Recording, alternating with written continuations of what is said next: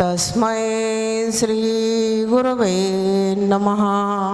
श्री स्वामी समर्थ महाराज की जय। अवधूत चिंतन श्री गुरुदेव दत्त।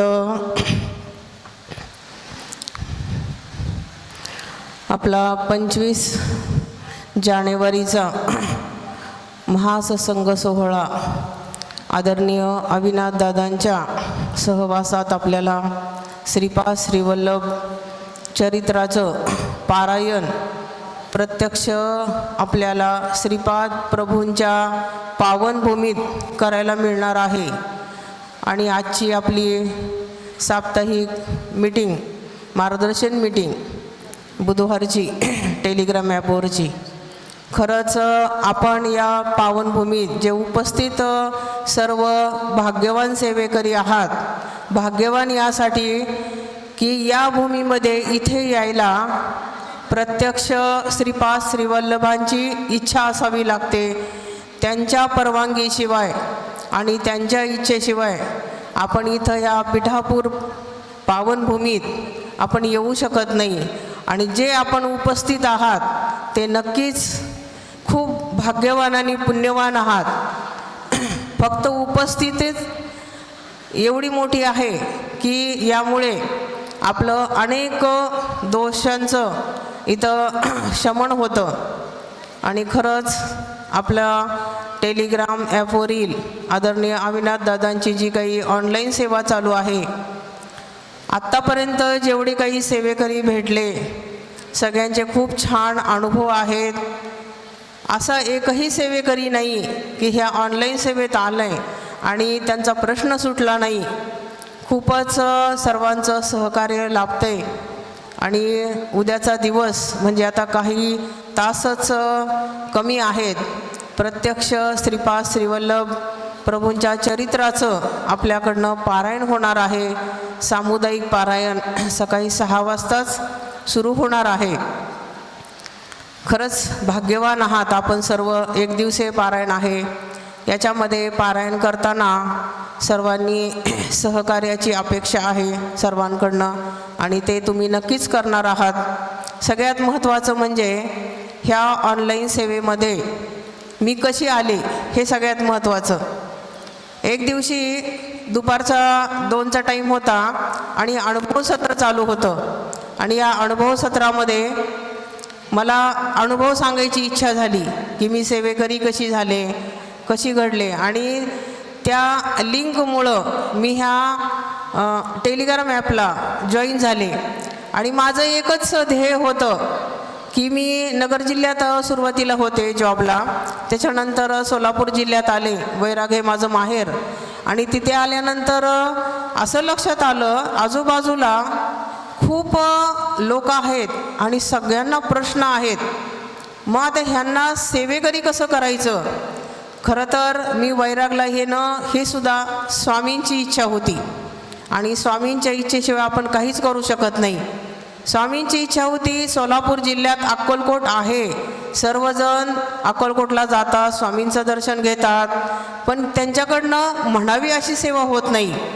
कसं असतं, सर्वजण मुलं शिक्षण घेतात, पण ज्यावेळेस मुलांना योग्य दिशा मिळवायची असते की कोणत्या साईडला जायचं, आर्ट्स साईडला जायचं, कॉमर्सला जायचं का सायन्स साईडला घ्यायचं, तर ही जी योग्य दिशा ज्यावेळेस प्रत्येकाला मिळते आणि एक विशिष्ट गाईडलाईन जर आपल्याला मिळाली तर नक्कीच आपल्या सर्व प्रश्नांची उत्तरं आपल्याला मिळत असतात आणि आपले प्रश्न सुटत असतात। आणि मला खरंच त्या लिंकमुळं माझ्या असं लक्षात आलं की आमच्या वैरागमध्ये प्रश्न उत्तर करणारं कोणीसुद्धा नाही आहे।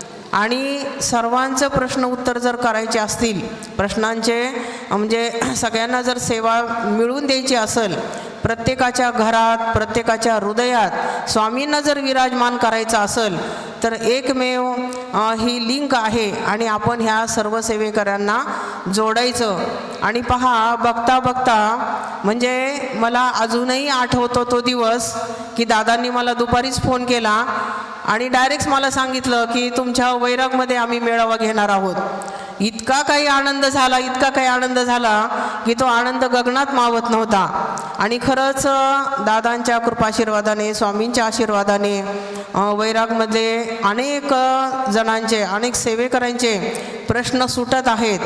ऑनलाईन सेवा टेलिग्राम ॲप प्ले स्टोअरवर जाऊन डाउनलोड करून घ्यायचा आणि नंतर जी काही लिंक येते त्या लिंकला आपण जॉईन व्हायचं. ह्या लिंकवर तुम्हाला एक फॉर्म पाठवला जातो. त्या फॉर्ममध्ये तुमचे जे काही प्रश्न आहेत तो प्रश्न शॉर्टमध्ये टाकायचा. त्याच्यामध्ये तुमचं नाव, गाव, फोन नंबर आणि प्रश्न थोडक्यात टाकायचा. आमचे 2-4 दिवसानंतर आणि हा प्रश्न कुठल्याही तुमच्या ओळखीच्या ॲडमिनकडे पाठवायचा. त्यानंतर तो प्रश्न पाठवल्यानंतर आमचे जे काही दादांनी ज्या सेवेकरांना अधिकार दिलेले आहेत प्रश्न उत्तराचे ते सेवेकरी, आणि खूप कठीण प्रश्न असेल तर दादा स्वतः लक्ष देऊन प्रश्न सोडवतात. सगळ्यात महत्त्वाचं म्हणजे आजारी पेशंट, इमर्जन्सी अगदी हॉस्पिटलमध्ये आहेत अशा सर्व पेशंटचे प्रश्न प्रत्यक्ष दादा सोडवतात. म्हणजे अगदी त्यांचं म्हणजे कंटिन्यू इमर्जन्सी विभागावर इतकं लक्ष असतं की आम्ही फक्त प्रश्न टाकूच तर दम आहे की लगेच तात्काळ सेवा दादा देतात. कितीही काम असलं ते सुद्धा जॉब करतात, त्यांनासुद्धा प्रपंच आहे, परंतु ह्या सर्वातून ते स्वतः आपल्यासाठी वेळ देतात. आणि खरंच आम्ही भाग्यवान आहो की आपल्या सर्वांची सेवा करायची संधी आम्हाला मिळत आहे. आणि खरंच दादा आपलेसुद्धा खूप आभारी आहे की तुम्ही आम्हाला ॲडमिन म्हणून आपल्या ह्या ग्रुपमध्ये घेतलं आणि ह्या समस्त सेवेकऱ्यांचं सेवा करण्याची संधी आम्हाला उपलब्ध करून दिली. खरंच आम्ही पण नशीबवान आहोत आणि ह्या सेवेचा सर्वांनी लाभ घ्यावा. आपण तर टेलिग्राम ॲपला तुम्ही जॉईन आहात, तर इतरांना सुद्धा ज्यांना काही आजूबाजूला प्रश्न आहेत अशा सेवेकरांना सुद्धा तुम्हाला जॉईन करायचं आहे.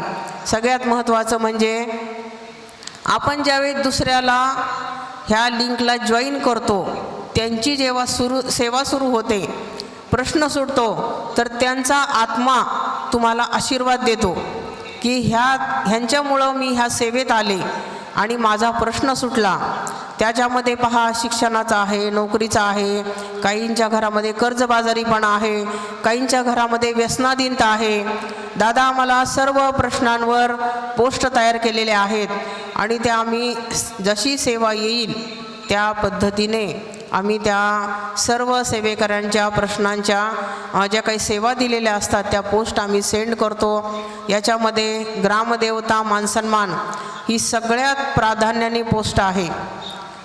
आपल्याला कदाचित माहीत नसेल की आपल्या प्रश्नाची, कोणताही प्रश्न असू द्या तुमचा, कितीही अवघड असू द्या, याच्यामध्ये तुम्ही जर ग्रामदेवतेचा अमावस्येला सर्व देवतांचा, ग्रामदेवता म्हणजे काय हे सगळ्यात लक्षात घ्या. ग्रामदेवता म्हणजे तुम्ही ज्या गावात राहता त्या गावामध्ये घराच्या आजूबाजूला असणाऱ्या सर्व देवता, यामध्ये गणपती, मारुती, त्यानंतर देवी, स्वामी समर्थ महाराज किंवा दत्त महाराज आणि भगवान शंकर, अशी 5 किंवा 7 दैवत आणि त्या गावाचं ग्रामदैवत. तर ह्या देवतांचा मान सन्मान आवर्जून केला पाहिजे. म्हणजे तुम्हाला जरी सेवा यायला उशीर झाला आणि अमावस्या जरी आली तर ह्याच्यामध्ये 50% काम तुमचं ते ग्रामदेवता मान सन्मान करतात. तुम्हाला सांगायला आनंद होतो, सगळ्यांच्या तोंडून आमच्या वैरागच्या मेळाव्याचं कौतुक झालं, त्याचं सर्व श्रेय ग्रामदेवतांना आहे. सर्व ग्रामदेवता स्टेजवर उपस्थित होत्या. सगळ्यात महत्त्वाचं म्हणजे स्वामी समर्थ महाराज. काही सेवेकरी अक्कलकोटला दर्शनाला गेले, परंतु आमच्या वैरागमध्ये अक्कलकोटचे स्वामी नैवेद्य ग्रहण करायला वैरागच्या स्टेजवर होते. आणि याचं उत्तम उदाहरण म्हणजे आपण आहात. जे वैरागच्या मेळाव्याला आले ते सर्व साक्षीदार आहेत. दादांचं मार्गदर्शन झालं आणि एका छोट्या मुलांनी प्रसाद मागितला आणि आमच्या ॲडमिन ताई म्हणजे अभिरुची ताईच मला वाटतं, त्या स्टेजवर गेल्या तोपर्यंत कुणीही त्या नैवेद्याकडं प्रसादाच्या बॉक्सकडं कुणीही गेलेलं नव्हतं. आणि त्या प्रसाद घ्यायला गेल्या तर अक्षरशः बेसनाच्या लाडूवर आणि पेढ्यांवर असे दात उमटलेले होते स्वामी समर्थ महाराजांचे. यासारखा दुसरा अनुभव नाही. विचार करा, वैराग या छोट्या गावामध्ये स्वामी समर्थ महाराज म्हणजे आपल्या आदरणीय अविनाश दादांच्या उपस्थित तिथे हजर होते आणि त्यांनी नैवेद्य ग्रहण केला. अविनाश दादांचं दर्शनसुद्धा काही जणांना एकमुखी दत्ताच्या रूपात झालं, काहींना त्रिमुखी दत्ताच्या रूपात झालं, काहींना श्रीपाद श्रीवल्लभांच्या रूपात झालं. आता हे वेगळं सांगायची गरज नाही. आणि प्रत्यक्ष या भूमीमध्ये दादांचा अविस्मरणीय हा सत्संग सोहळा, महासत्संग सोहळा होत आहे. आणि खरंच आपली भाग्याची गोष्ट आहे. दादांचं आता उद्या ज्यावेळेस मार्गदर्शन असेल त्यावेळेस अनेक अनुभव ह्या पावनभूमीतसुद्धा आपल्याला येणार आहेत आणि त्याचे साक्षीदार तुम्ही सर्वजण असणार आहात. आणि प्रत्येकाला अनुभव येणारच आहेत. ही म्हणजे काळ्या दगडावरची रेघ आहे पहा. कारण की दादांच्या उपस्थितीत हे श्रीपाद श्रीवल्लभ चरित्र पारायण आपल्या हातून होतंय. आणि इथं प्रत्यक्ष दत्त महाराज आम्हाला ॲडमिन मीटिंगमध्ये दादा नेहमी सांगतात की ज्यावेळेस महासत्संग मेळावा असतो त्या सर्व दत्त स्थळावरचे सर्व देवदेवता ह्या कार्यक्रमाला आशीर्वाद द्यायला उपस्थित असतात. प्रत्यक्ष दत्त महाराज उद्याच्या पारायणाला इथं उपस्थित राहणार आहेत. ज्यांच्या